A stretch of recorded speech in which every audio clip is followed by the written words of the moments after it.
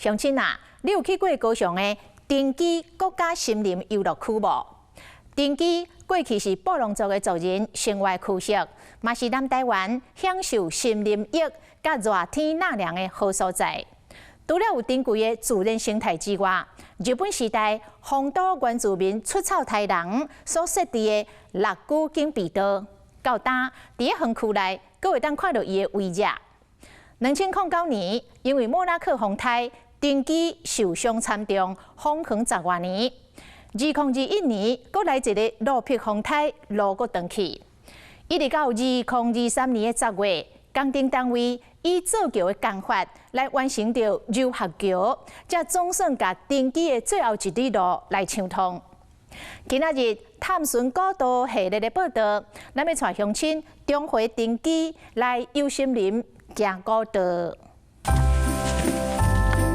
六龟的山民文化跟樟脑是有密切关系，包括藤枝都是日本地名。取名叫柔和，就是说机关跟部落的一个柔性合作。经过这几年的这些风灾之后，藤之后走向一个韧性的园区。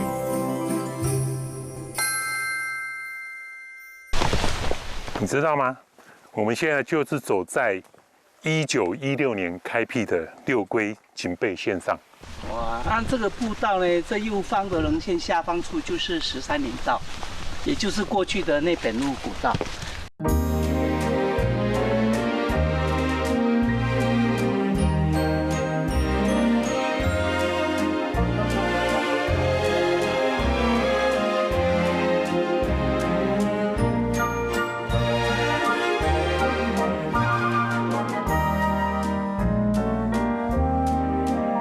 高雄市桃园区的丁基国家森林游乐区，海拔伫咧1500公尺到1804公尺之间，占地770公顷，有大面积的柳杉造林地，沿西施火步道慢慢行，喘大气，到个顺的分道中森林浴到会才开始。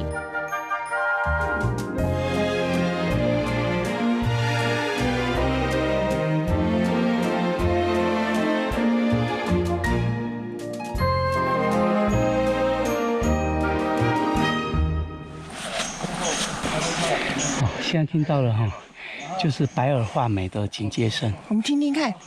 然后后来他当时是786，像机关枪一样，所以我们听到人潮有过来，他就会这样叫，这是警戒声。它原本叫声应该是怎么样？To meet you， to meet you。森林里面有时候风倒或是病虫害，它受伤以后它倒下来，但是我们还是不会给它随意的清理掉，因为它是一个昆虫的家。伫咧日本时代起的有名的六股警备线嘛，通过定期。迄几年采上海事业伫咧地缘发展，各单也阁留下真侪灰者。这个绿色的大部分是清酒瓶，那咖啡色的呢，大部分是啤酒瓶。那后方那边还有一些化妆用品的罐子、文物用品的罐子跟调味品的罐子。那手上拿这个是什么？就清酒瓶的破片，这个分遣所叫做冈部，在园区里面的第一个分遣所。你说这是第2个住所？分遣所，这个是丸子分遣所，因为这个规模比较小，因为它离疗养潭近嘛。这边还有一个比较完整的酒瓶，你看这边。酒瓶这边它有2个口，这就是按压那个弹簧钢，然后上面有一个陶瓷的瓶塞压下去做这样用途。没喝完的清酒可以继续摆着继续喝。当时为着保护采樟脑的台湾工人和日本人，防止原住民族过线阻挡，应用高密度的军事武力防守，嘛使通电的气网下。沿线有53座分驻所和4会的监督所。我们这条警备线，它基本上都是在林线上，山腰行走的八通关，那个是越岭道，它是东西向。那我们这一条基本上是为了防御用的，所以几乎坐在林线上。我们常常听到，包括藤枝都是日本地名，它就是沿用日本东海道的一些驿站的名称，把它搬过来，直接警戒所上，当做是它的每一个分遣所的名称。你透过一个酒瓶啊，在旁边。哦，酒瓶啊，回头看一下就会看到有一个在这边倒插的。倒插的酒瓶。倒插的酒瓶。寻宝，寻宝。家看到了。啊，不是呢。你找到了。这里。酒瓶啊，这边它有2个。呀，看不出来。这就是按压那个弹簧钢。其实都可以看到很多年前留下来的。对。我们待会会继续往府中走。西市会部队6区警备线驻在所，才将做落的先民悲痛生活史，为70多年前撤球外碎骨自头讲起。六龟跟藤枝是有非常密切的关系。我想现在大家开车上来很顺，然后路很好走，弯弯曲曲的，慢慢的开。可是他却很多人不知道，在当时有一群农民、在地人或是原住民一起来开垦这一条林道，那发生很多很心酸的血泪的故事。深山老来定期，我伫咧部落桥风灾过了后，已经风长达10多年时间。不离过2002年8月路边风灾，无情风雨冲断路基，互前进定期受影响。豪大屿断桥毁坏桃园区的交通，还有前往藤枝的这条连外道路也是柔长寸断，土石从边坡大面积滑落，马路像是碎片般冲毁，触目惊心的场景完全无法通行。整个道路到藤枝游乐区是没办法通行，它原来的那个不安定的土层大概流失大概有15米左右。那当然危机也是转机，那我们就是认为说做基桩的方式，它的深度减少之后，它的可行性是可及的。历经大雨冲刷路基以及天候因素影响，通往藤枝国家森林游乐区的连外道路曾经一度中断，长达有2年时间。前进林道的最后1里路，最后是以桥梁方式修复，命名为柔和桥。我们有跟当地耆老去沟通协调哈，那因为当地的原住民布农族的语言叫 Rorok， 它的中文的名称就是渣泥，就是烂泥巴，取名叫柔和，就是说机关跟部落的一个柔性合作。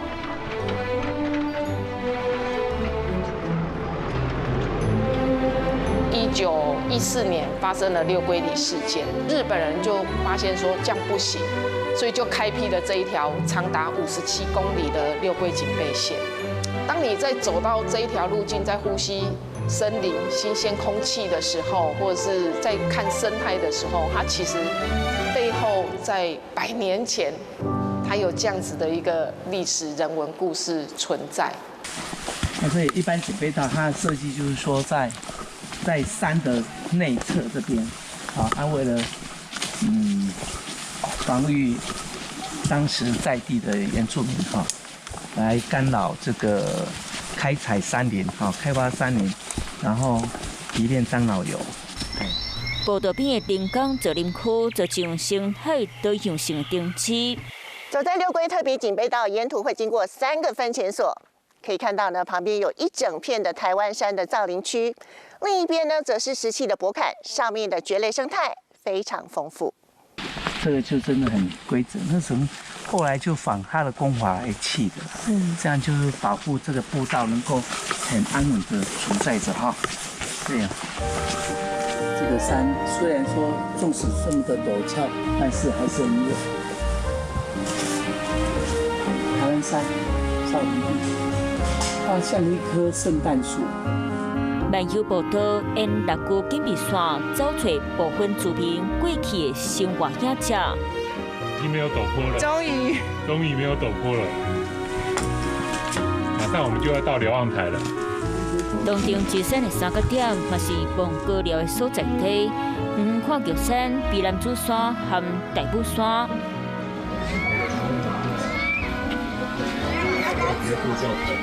这天，俗称乌岛背林桥拍开双色，迎接贵客。丰富林上生态多样，园区树木互相竞争，嘛必须顺应环境，替家己的生存找出路。那这一棵呢就是它的一种根部，这棵树叫长尾考，所以它的长尾考的根部呢就慢慢隆起。第一，为了呼吸；第二，为了产生一个支柱的效果。藤之后，在经过这几年的这些风灾之后，其实我们越来越会去思考怎样跟这个环境去共处。然后我们都会走向一个韧性的园区哈，是永续的林业，更重视跟地方的社区看怎样去跟它来合作，那来一起朝向共荣的这个方向去做发展。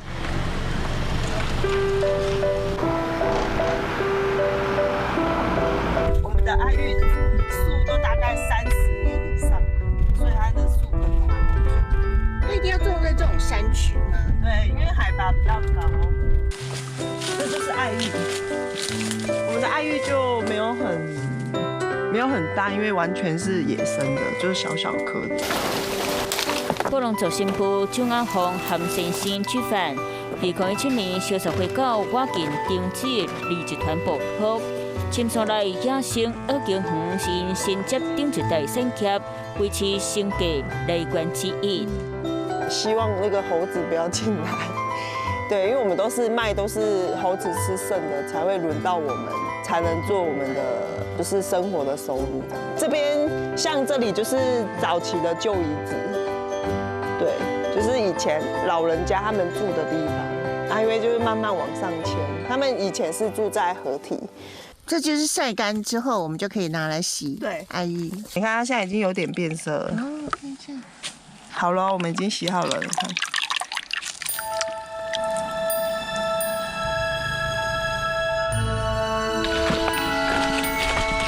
孙女婷嘛是布农族新妇，伊将桃园山口的台湾山地关心品种的在地特产，伫咧树林脚顶开山地宴会。这边的地质是页岩山茶，它就是适应这边的环境。88风灾之后，藤枝休园，大家就各自找出路，有的就移居到外面。它会回馈给你，所以我们等它等1年。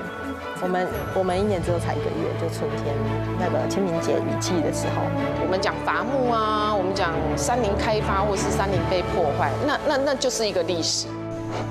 在地的这些我们在做的，不管是产业或是文创品牌，就小农我们自己要提升。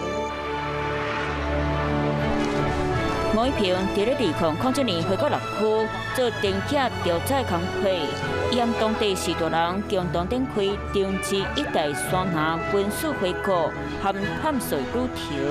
我前面都会遮那个烤肉网，让虎头蜂不能进来。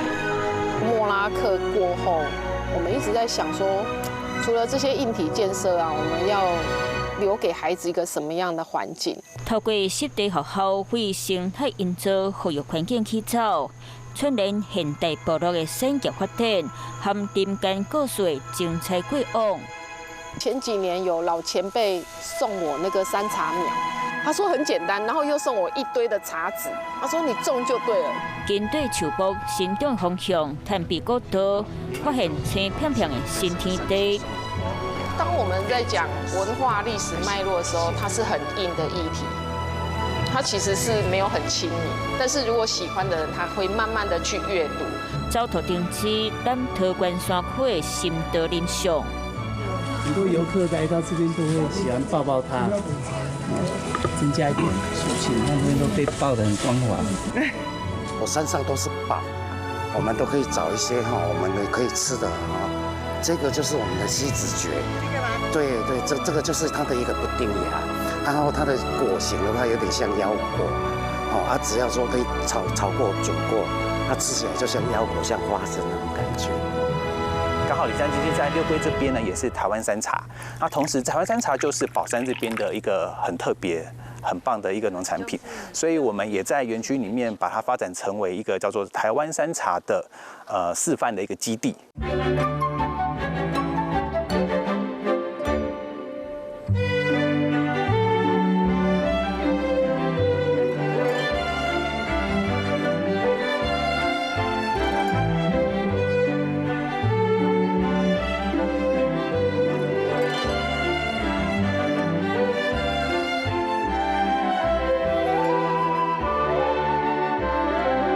来来自山内发险，打过落山，赞叹含卡车交错瞬间，就亲像抱伫咧游客心态，留下一片灰烬暗的森林。